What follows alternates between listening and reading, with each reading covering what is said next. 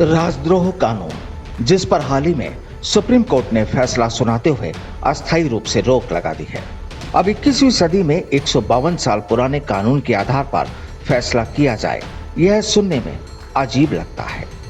लेकिन भारत में अंग्रेजों द्वारा बनाए गए इस कानून के आधार पर अभी तक भी राजद्रोह के केस दर्ज होते आए हैं।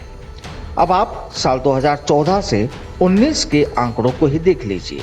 2014 से 2019 के बीच राजद्रोह के कुल 326 केस दर्ज किए गए। इनमें से सबसे ज्यादा केस यानी 54 केस तो अकेले आसाम में दर्ज हुए। वहीं कुल दर्ज मामलों में से 141 केसों में चार्जशीट दायर हुई है। वहीं सिर्फ 6 लोगों को इस कानून के तहत दोषी पाया गया है। लेकिन क्या आपको पता है कि आखिर ये राजद्रोह कानून है क्या, जिस पर अब पूरे देश में सियासत गरमा गई है। एक तरफ केंद्र सरकार की अपनी दलील है तो दूसरी तरफ विपक्ष के अपने अलग तीखे आरोप। तो चलिए आज हम इसी पर बात करेंगे कि आखिर क्या है अंग्रेजों के जमाने का ये राजद्रोह कानून। दरअसल आसान भाषा में समझें तो आईपीसी की धारा 124A के मुताबिक राजद्रोह एक अपराध है। राजद्रोह के अंतर्गत भारत में सरकार के विरोध में बोलने, लिखने या संकेतों और वीडियो या फिर किसी भी तरीके से घृणा या अवमानना करने या फिर लोगों को भड़काने की कोशिश शामिल है। हालांकि इसके तहत घृणा या अवमानना फैलाने की कोशिश किए बिना भी की गई टिप्पणियों को अपराध की श्रेणी में शामिल नहीं किया जाता। साथ ही ये भी बता दें कि राजद्रोह गैर जमानती अपराध है, जिसके अपराध में 3 साल से लेकर उम्र कैद तक की सजा और जुर्माना भी लगाया जा सकता है। इतना ही नहीं, इस कानून के तहत आरोपी व्यक्ति को सरकारी नौकरी करने से भी रोका जा सकता है। लेकिन अब सवाल ये कि आखिर इस कानून की जरूरत ही क्यों पड़ी? ये कानून अस्तित्व में कैसे आया? दरअसल देश में अंग्रेजी शासन के खिलाफ आवाजें तेज होने लगी तो यहाँ वायसराय के एग्जीक्यूटिव काउंसिल के सदस्य जज जेम्स स्टीफन ने 1870 में आईपीसी में संशोधन करवाकर राजद्रोह की धारा 124A को शामिल किया। इसके बाद इस कानून का इस्तेमाल भारत के स्वतंत्रता सेनानियों और भारतीय नेताओं के खिलाफ किया जाने लगा। शहीद भगत सिंह, बाल गंगाधर तिलक, महात्मा गांधी, जवाहरलाल नेहरू समेत तमाम स्वतंत्रता सेनानियों के खिलाफ अंग्रेजों ने इस कानून के तहत केस चलाया और शायद यही वजह रही होगी कि आजादी के बाद संविधान के निर्माण के वक्त मूल संविधान से राजद्रोह शब्द हटा दिया गया। हालांकि आईपीसी में सेडिशन का आर्टिकल 124A तब भी मौजूद रहा। इसके बाद 1951 में जवाहरलाल नेहरू की सरकार ने पहला संविधान संशोधन किया। आर्टिकल 19(2) के संशोधित प्रावधान लागू किए गए, जिसमें बोलने की आजादी की छूट को सीमित करके कुछ और शर्तें जोड़ दी गई। इनमें पब्लिक ऑर्डर, विदेशों से रिश्ते, अपराध के लिए उकसाने जैसी बातों को राजद्रोह कानून के दायरे में लाया गया।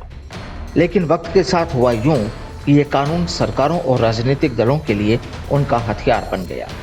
समय बदलता गया और बदलते वक्त के साथ सत्ता बदली, कई प्रधानमंत्री भी बदले, लेकिन कुछ जो नहीं बदला तो वो राजद्रोह का ये कानून। 152 साल पुराना ये कानून धीरे धीरे सरकारों का हथियार बन गया। अब आखिरकार सुप्रीम कोर्ट ने भी पूछ ही लिया कि अंग्रेजों के जमाने के कानून का हमारे आजाद भारत में क्या काम है। 1870 में लागू हुए इस कानून को भारत के स्वतंत्रता संग्राम को कुचलने के लिए लाया गया था। साल 1974 में बड़ा बदलाव हुआ और इंदिरा गांधी की नेतृत्व वाली तत्कालीन सरकार ने अंग्रेजों के जमाने की सीआरपीसी 1874 की जगह सीआरपीसी 1973 लागू कर दी। इसमें 124A के तहत किए गए अपराधों को संज्ञेय अपराध बना दिया गया और इसका नतीजा ये हुआ कि पुलिस को बिना वारंट के भी आरोपी को गिरफ्तार करने का अधिकार मिल गया।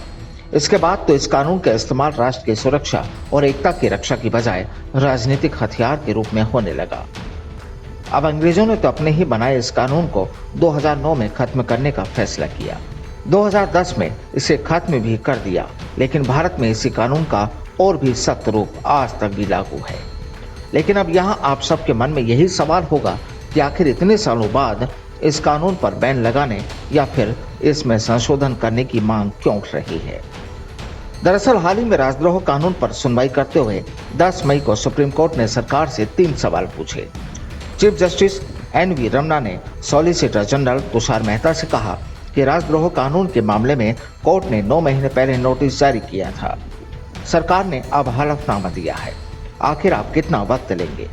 दूसरा सवाल ये था कि राजद्रोह के जो केस लंबित हैं और भविष्य में जो केस दर्ज किए जाने वाले हैं उन पर अपना रुख स्पष्ट करें। सुप्रीम कोर्ट ने यह भी पूछा कि जब तक केंद्र सरकार राजद्रोह कानून पर दोबारा विचार कर रही है तब तक इस कानून को स्थगित क्यों नहीं रखा जा सकता। जाहिर सी बात है कि अब सरकार को इन सवालों के जवाब ढूंढने हैं और इनमें सबसे मुश्किल सवाल राजद्रोह कानून में बदलाव की समय सीमा को लेकर है। क्या वाकई देश में राजद्रोह कानून की जरूरत है, और है तो किन बदलावों के साथ अंग्रेजों के उस कानून को अपनाया जा सकता है।